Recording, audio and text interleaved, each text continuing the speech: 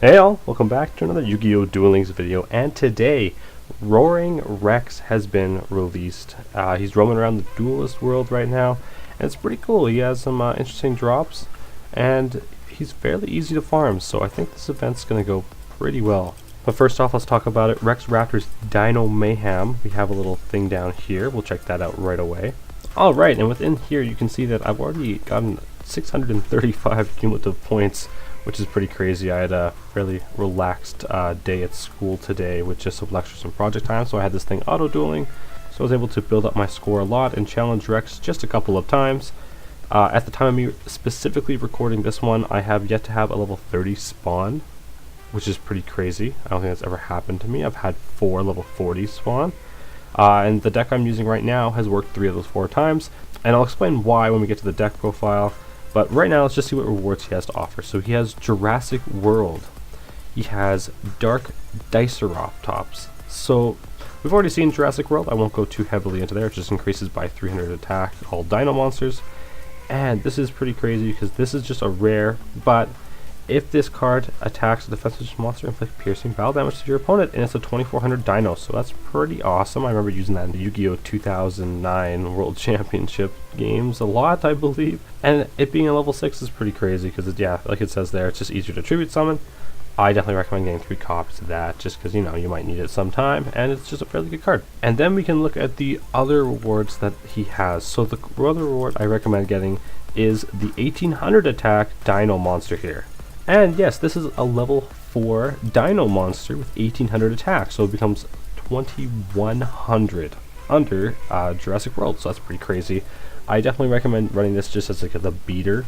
It kind of takes away from the order to charge plays, but I think that's order to charge has kind of fallen out of the meta for sure. And we can kind of see now that Super Rush and Enemy Controller have kind of taken its place, and they're both really good cards. So running this card makes a lot of sense. Plus, if you did want to run another Jurassic World, which I don't really recommend, but if you want to run an extra 1 copy of Jurassic World, hey, then you have this card to maybe search for it if you need. So there's that, just more consistency and overall playability. Yes, this does up Rex a little bit, but I don't think Rex is completely meta as well quite yet. Alright, another new card from Rex. We have Space Time Transcendence. Banish 2 or more dinosaur type monsters from your graveyard. Special summon 1 dinosaur type monster from your hand or graveyard whose level equals the total levels of those banished monsters, but it cannot attack this turn.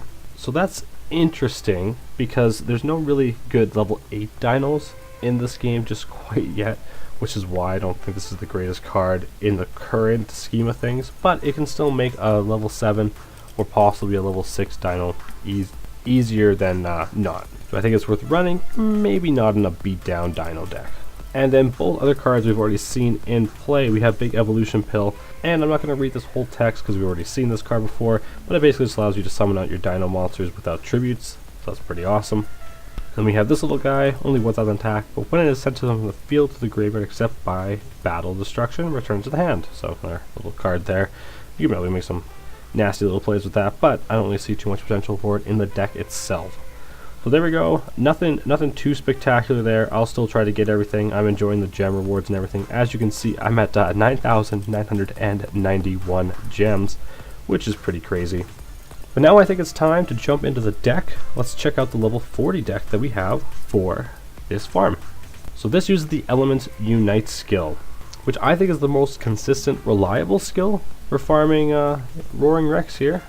Now let's talk about some of the choices I made in this deck. So the very first duel, like I was talking about earlier in the video, I lost because he had summoned out his 2700 attack dino under Jurassic World, giving it 3000 attack. And then it also had Soliditary, which was giving it 3800 attack, which was actually able to take out my Gate Guardian, which I was like, oh, alright. So then I did some research, and I found a lot of people using Acidic Downpour or Shogun. Shogun just allows you to power up your Gate Guardian, where Acidic Downpour lowers the attack of your opponent's Earth monsters, because we don't run any Earth monsters besides our Planet Pathfinder, but really that does not matter. And I also had a glossy version of the Acidic Downpour, which is why I kept it. So like I said, Acidic Downpour, all Earth monsters lose 500 attack and gain 400 defense, so that's fine there. And then Planet Pathfinder is just used to search it out. So that's a little bit of draw power there. Additional draw power is the Thunder Dragon engine, just to get 2 cards out of your deck just like that. and then that allows me to only have to use 2 union attacks and guarantee me getting over 8,000 duel rewards each time. I also got this card from the duel rewards from the tickets. Guns Blazing talks about it every time. I don't need any more super rares that they had to offer, so I decided just to get this legacy. And this just allows you to draw a card, just a glossy Jar of Greed basically. And hey, if your opponent ever controls a face-up spirit monster, you get to draw 2 cards, so there's that. So yeah, just put that in there instead of the 3rd Jar of Greed. Feel free to add in your 3rd Jar of Greed, because I know a lot of people will save up their tickets for the enemy controllers and Champion's Vigilance and all that. So that's where that extra slot came from. And then, of course, I just run 2 Jar of Greeds, and then the 3 Good Goblin Housekeeping. Good Goblin Housekeeping is another draw card. And then, just because of the last set sale to the Duelist Kingdom event, I did get my 2nd union attack, so I no longer have to use spell reclamation. I just use double union attack, and man, is that ever a great feeling. And the card of choice for that is Grazekeeper's Vassal. Make sure you have this card out. You use union attack on it twice. All the attack of all other monsters on your side of the field are going to be added to it, and this card inflicts effect damage instead of battle damage to your opponent. And then once again, of course, I always forget to mention this right from the start, Secret Pass to the Treasures, a glossy card that allows a monster with less than 1,000 attack to attack directly this turn.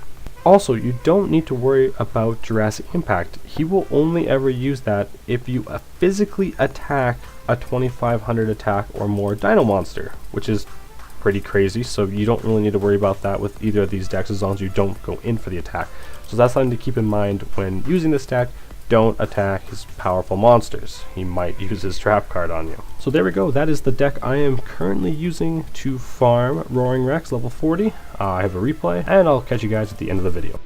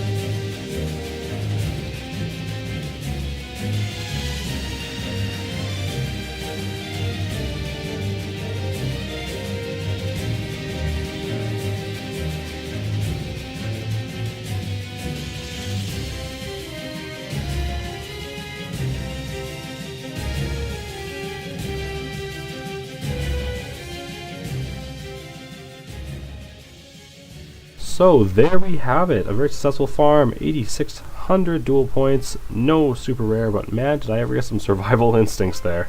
But I kind of see that's how the event's probably going to be going for me, as most events do that. But yeah, it's a fairly cheap deck. It's a good deck to use. You can always use the Piranha Army engine if you want to as well. And I hope you guys have some successful farms against this Roarin' Rex. If you have any questions, comments, concerns, leave it down below and I'll make sure to answer them as quickly as I can to the best of my ability.